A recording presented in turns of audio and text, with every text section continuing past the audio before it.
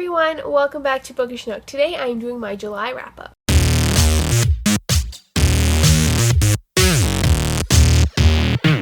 During the month of July, I read 6 books and 3 novellas, so let's dive in. The first book I read was Hide and Seek Her by H.B. Strumbo.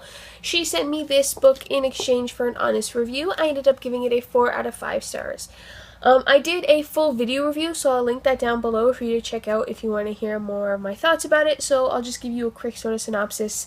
This follows a woman named Charlotte, and she's an interior designer. She's just trying to move on from her past, and she does that by diving headfirst into her work, and she's given a big project to redesign the exterior of one of these silent partners' homes that owns the business she works for. So she does that, and they have this magnetic pull together, blah blah blah, but her past comes back to haunt her, and it sounds like your typical sort of like new adult romance kind of thing, but it's actually a lot more than that. And I will say that there are I guess I would say trigger warnings for like abuse, mental and physical, or emotional. So if you don't like that kind of thing, I would kind of stay away from this. But I really enjoyed it because our main character isn't pushed around. She's not useless. She's incredibly independent, and she's in a very different place from what characters in this kind of story where would they'd be. She's already past the past. I really enjoy that, especially because our main character is just in a very different place than typical main characters are. Next up, I read Dream of You by Jennifer L. Armentrout, and this is part of the Wait for You companion series. This is a novella that follows Reese and Abby. It's just your typical kind of romance. I gave it a 4 out of 5 stars. I really enjoyed it. The romance is really fun and sexy, but what really sets this story apart from others is that our main character, Abby, is very insecure about the way her body looks. And what's great about that is because it's so normal. I haven't read a book or novella where the main character had insecurities about her body, and that's rare to find in a book, but it's not rare to find in real life, and that's so great. Great about this book is the way that Jennifer L. Armentrout wrote Abby's like inner dialogue or inner monologue. You're not bashed over the head with her insecurities and everything. It's just there. They just happen to be there, and it's fantastic. Next up, I read Ashes to Ashes by Jenny Han and Siobhan Vivian, which is the 3rd book in the Burn for Burn trilogy. I give this a 2 stars because I thought it was awful. I was incredibly disappointed with where the story went, the direction it took. First 2 books are like a fun, lighthearted revenge story with high school students, just wanting to level the playing field. And then the story takes an incredibly different turn, and I hated it. It wraps up super fast and super nice. Everything is perfect with a bow on top, and I didn't like that either. The reason I gave it 2 instead of 1 star is because the dialogue in this book is so on point.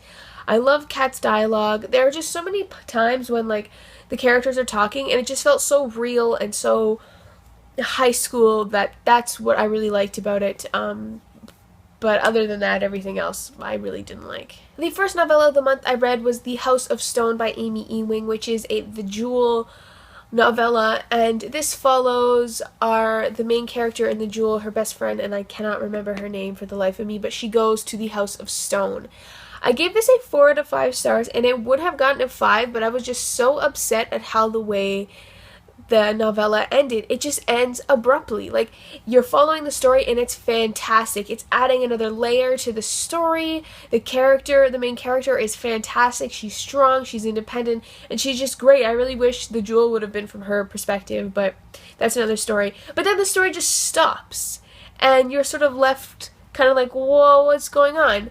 So I was really disappointed with the way it ended. It just stopped halfway through. So I docked it off a star for that because I was so upset. But other than that, it was a great addition to the Jewel's trilogy story, so I cannot wait for the sequel to come out. The second novella that I read this month was A Bloody Storm by Richard Castle, which is the 3rd and final installment of the Derek Storm novellas. I gave it a 3 out of 5 stars. It went back to the way the first one was written, where it was generic and there was nothing unique to the story. It wrapped up fine, I guess. I don't know. It felt incredibly flat. And if you watch the TV show, you know how amazing it is. The writing is so on point, and then you get this. I was kind of speechless at how disappointed I was with the story and the writing. So, oh well. After reading that, I was hoping to read a pick-me-up sort of book, and I chose A Court of Thorns and Roses by Sarah J. Maas. Of course, it did the job. I gave this a 5 out of 5 stars. Absolutely amazing. Sarah J. Maas really has a handle for young adult fantasy, new adult fantasy. She's really...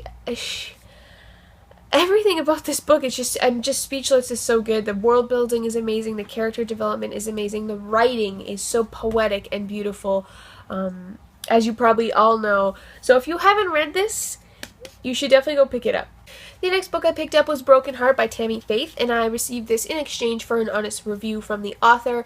I ended up giving this a 3 out of 5 stars, and the reason I did that is because the story gets so convoluted and confusing and over the top that it was really hard to follow and enjoy the story. So about the first quarter, it was great. You follow two best friends who turn lovers, and it's just a cute little romance and they're having fun. But then there's an added layer to the story, and I like that. I like when stories take, kind of like a darker turn, because it becomes more serious and it just becomes more grounded in reality. So we find out that our main character sort of has blocked out a portion of her memory from something that happened, and it's affecting their relationship, and they're trying to deal with it. You finally figure out what it is, which is pretty obvious from the first page, but that doesn't matter. And they get over it, and they're trying to move on, and then the story, the next 3/4 of the story is just full of extra things. Like, there are extra characters who are getting their own plot lines, and their plot lines are resolving the next few chapters, and there's like all these extra characters, and it just becomes so confusing. The story doesn't become about the main characters anymore. It becomes about all these other secondary characters that could have had their own books or own novellas attached to this story. They didn't need to be in this book. I felt like it really just threw everything out the window for me, and I just didn't like that. So the last 3/4 of the book I had a hard time getting through because I just didn't care about these other characters. If they had their own story, then that's great. I would read about them then. But this was about the main characters. The story just didn't become about them anymore, and it just...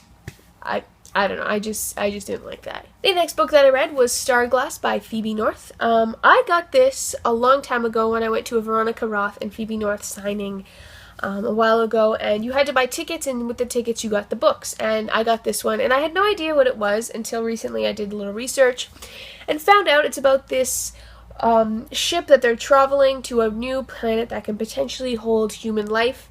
And our main character, Tara, is on this ship, and they are 6 months from landing when she witnesses something that changes everything for her. And it was great. I really enjoyed this book. I also did a full video review that I'll link down below if you want some more specific details about what I liked about this. The last book I completed in the month of July was Unspoken by Sarah Rees Brennan. This is the first book in the Lee Bourne